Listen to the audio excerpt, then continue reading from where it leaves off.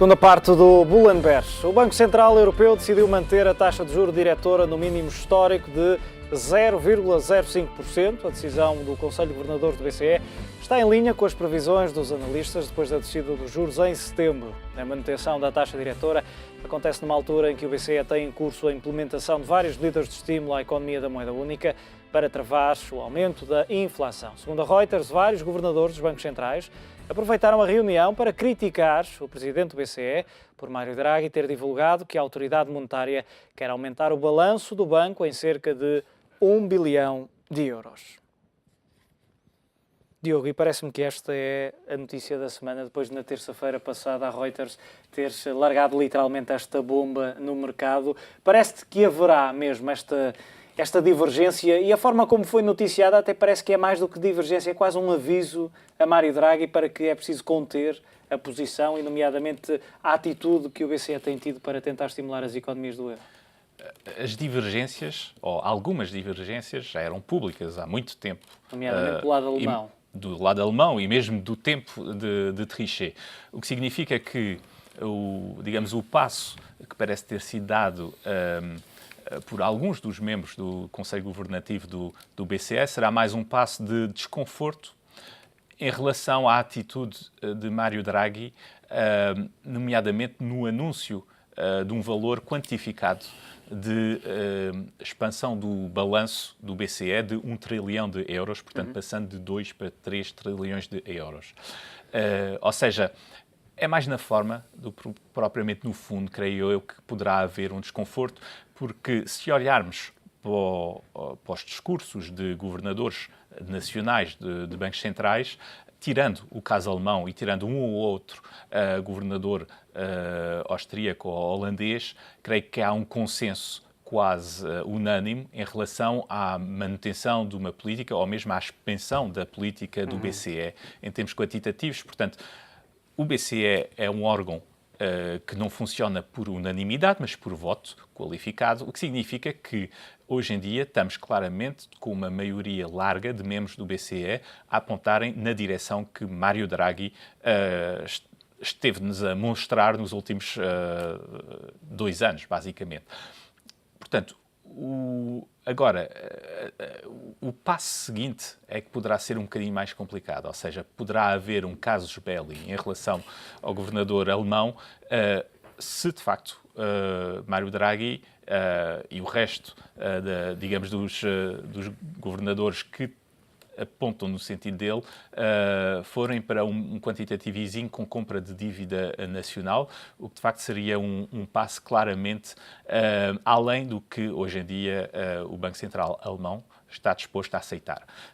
Não sei quais são as forças em jogo, quais são exatamente a repartição dos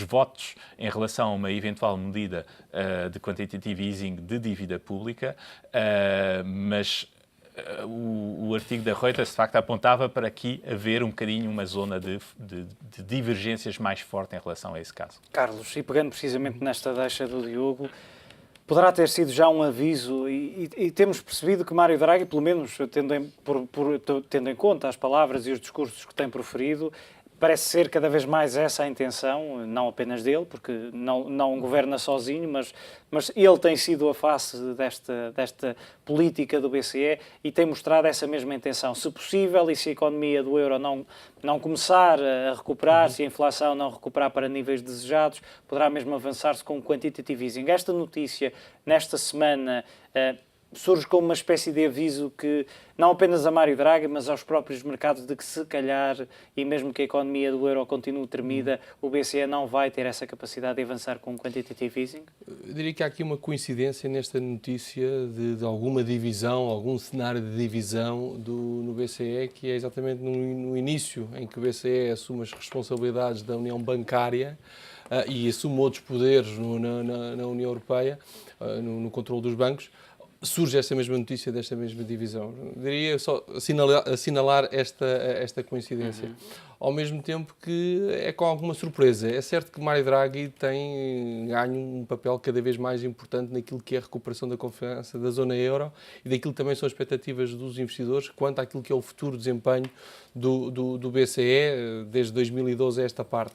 E caso, sabendo de antemão que o próprio BCE tem este papel colegial e as suas decisões são tomadas através da reunião dos Conselhos Governadores, obviamente que temos que ter aqui em consideração que o BCE não toma as suas iniciativas de uma forma assente só no Mário Draghi.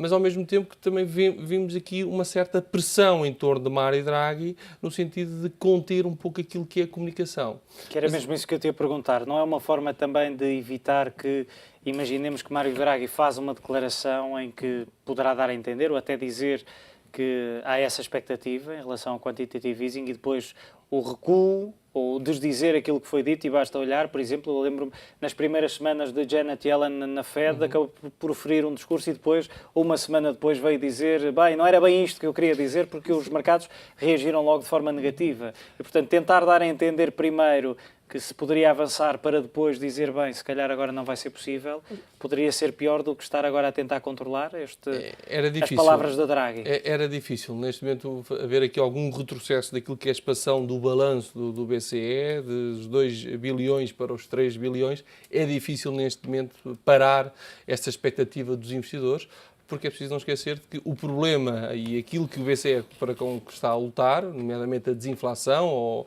o cenário de deflação, ele continua latente e o risco está lá. Portanto, o BCE tem que continuar a desenvolver políticas no sentido de combater este mesmo cenário de inflação muitíssimo baixa. Portanto, e é obviamente que as expectativas dos investidores vêm mais no sentido de verificar que os instrumentos atuais do BCE não estão a funcionar. As expectativas neste momento, quer a compra do ABS, quer de obrigações hipotecárias, mesmo as operações de refinanciamento de longo prazo, as expectativas é de que não serão suficientes para recuperar e que haja os devidos mecanismos de transmissão à economia. E, obviamente, que surge, então, esta mesma necessidade de o BCE ir um pouco mais além. E daí eu achar que é difícil, neste momento, o BCE, não é apenas só com esta notícia não confirmada de alguma divisão no BCE, que há um retrocesso naquilo que é as suas políticas. Mas, ao mesmo tempo, também é preciso recordar aqui 2 aspectos. Ponto número 1. Mário Draghi tem sido muito apologista pela divulgação de mais informação e da melhoria da comunicação junto do mercado. As tais atas. As atas de reunião, e temos visto algum cenário de menos positivo, nomeadamente da ala da Holanda e também da Alemanha. E depois, no próximo ano, vamos ter pela primeira vez no Banco Central Europeu cenários dos votos rotativos dos governadores, fruto da entrada de um novo membro da União Monetária. Significa isto que vai haver algumas reuniões em que a própria Alemanha não vai votar de uma forma alternativa. Que acaba por ser algo estranho na atual conjuntura. Que é estranho e, ao mesmo tempo, é também uma pressão sobre Mário Draghi e sobre os outros governadores daquilo que serão as tomadas de decisões a partir de 2015. Portanto, eu acho que estamos aqui perante várias frentes, obviamente vários compromissos, e não é fácil. Repare, neste momento Mário Draghi também tem feito e tem apelado aos governos para que estimulem cada vez mais as suas reformas estruturais. E Mário Draghi muitas vezes está um pouco sozinho nesta mesma luta e, obviamente, caso haja essa mesma divisão dentro do BCE, ele ficará ainda mais sozinho. E era importante que tenhamos um governador do Banco Central Europeu numa altura tão crítica como esta, com poderes reforçados, e quando digo reforçados é no sentido de colaboração interna e que não haja essas notícias de divisão. E daí eu estar bastante curioso para aquilo que serão os resultados desta mesma conferência de imprensa da reunião do BCE. Muito bem, Diogo, olhando precisamente ainda para esse facto e olhando mais para a frente e para depois de uma notícia como esta, vai ser preciso que Mário Draghi dê uma mensagem de confiança. E chegará essa mesma mensagem ou é preciso alargar ainda mais estas operações menos convencionais ou não convencionais, se lhe quisermos chamar, que o BCE tem posto em prática, nomeadamente compra de obrigações hipotecárias, os ABS? Acho que o próximo passo será dado, talvez, em dezembro, no sentido em que uma parte destas ofertas de financiamento barato à banca não foram utilizadas já em setembro, por um motivo muito simples, é que estávamos no processo de stress test à banca e, portanto, não havia propriamente vontade por parte da banca europeia de ir já a este tipo de operações. Agora, se de facto Mário Draghi quiser expandir o seu balanço de 1 milhão de milhões de euros até ao final do seu mandato, sabendo que as últimas operações ou os últimos balanços que foram publicados relatam um sucesso na casa dos 5 mil milhões de euros por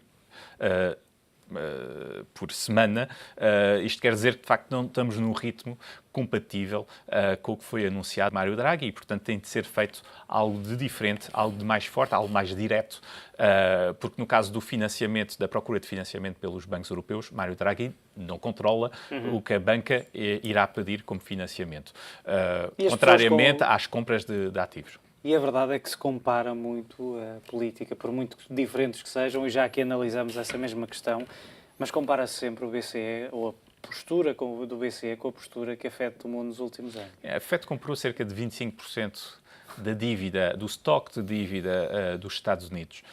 Isto compara com 0%, basicamente, para Mário Draghi.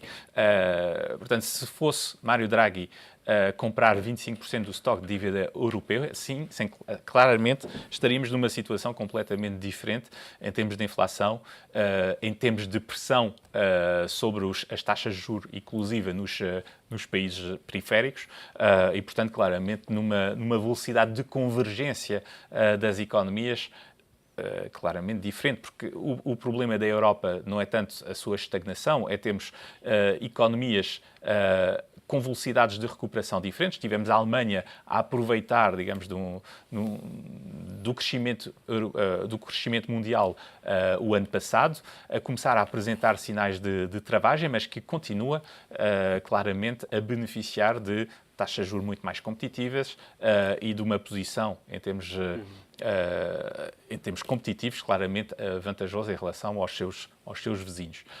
Portanto, essa convergência só pode vir através, hoje em dia, de uma política mais agressiva por parte do BCE. Havia um economista que dizia escrevia o ano passado, um economista, penso que norte-americano, dizia que a zona euro não crescia a 2 velocidades, mas tinha 3 ou 4. Portanto, há uma grande dispersão, ou se quisermos divergência de realidades dentro desta união de países com a mesma moeda. Carlos, a questão que muitos colocam e olhando para estas alegadas, porque como disseste não foram confirmadas, eu diria que não é por acaso que nesta semana surgem as notícias, mas ainda assim parece que o BCE poderá aqui fazer uma travagem pelo menos na expectativa que se tem gerado no mercado, que poderia mesmo avançar para um quantitative easing, mesmo que fosse adaptado à realidade da zona euro e não fosse uma colagem do norte-americano.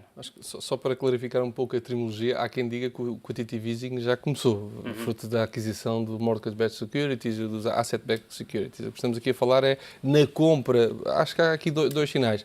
No cenário de compra de ativos ou de dívida de governos, mas também é preciso ver que há cerca de 3, 4 semanas surgiram notícias da possibilidade do BCE adquirir dívida privada de empresas, em que aí coloca-nos num outro cenário bastante interessante e fruto daquilo que é a divergência entre a zona euro e aquilo que é os Estados Unidos, e que é a questão da participação dos mercados capitais, das empresas nos mercados capitais e da necessidade de assegurar os mecanismos de transmissão.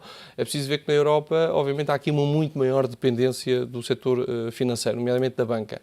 E, obviamente, que essa dependência da banca faz com que a banca funcione como um redutor daquilo que é a transmissão do crédito à economia. Há sempre um intermediário. E, ao mesmo tempo, já temos falado aqui várias vezes que a própria banca também ela está sujeita a outros níveis de exigência de capitais e, obviamente, também é mais rigorosa no financiamento à economia. E creio que o BCE, aquilo que creio que o processo de compra de mais ativos ou de expansão do balanço, se calhar de forma a ser mais abrangente, é irreversível. No entanto, o que poderá mudar um pouco no seio do BCE é o caminho.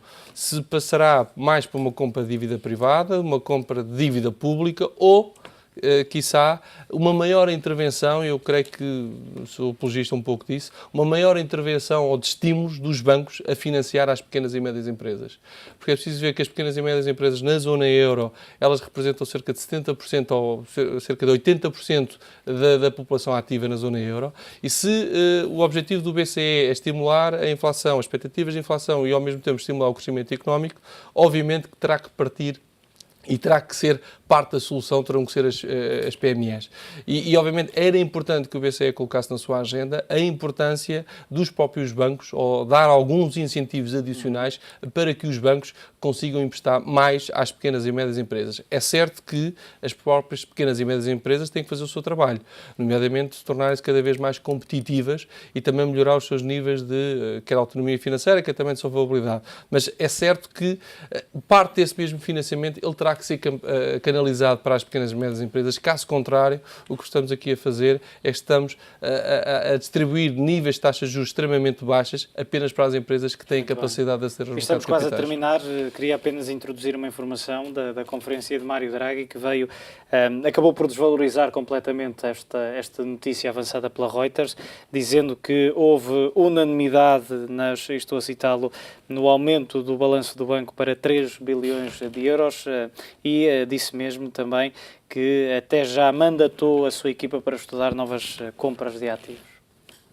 Está respondido. Portanto, uma mensagem de pelo próprio. confiança para o mercado. A tal mensagem de que falávamos há pouco, Diogo, foi dada, pelo menos.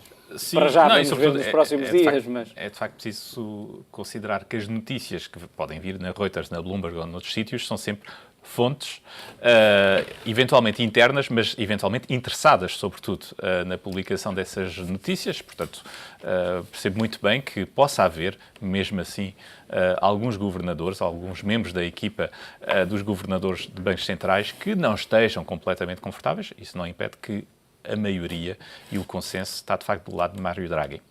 Muito bem, Diogo Santos Teixeira, Carlos Almeida, como sempre, foi um prazer ter a vossa análise aqui neste Bull & Bears. Já sabe, os altos e baixos dos mercados estão de regresso na próxima semana. Até lá, faça bons investimentos.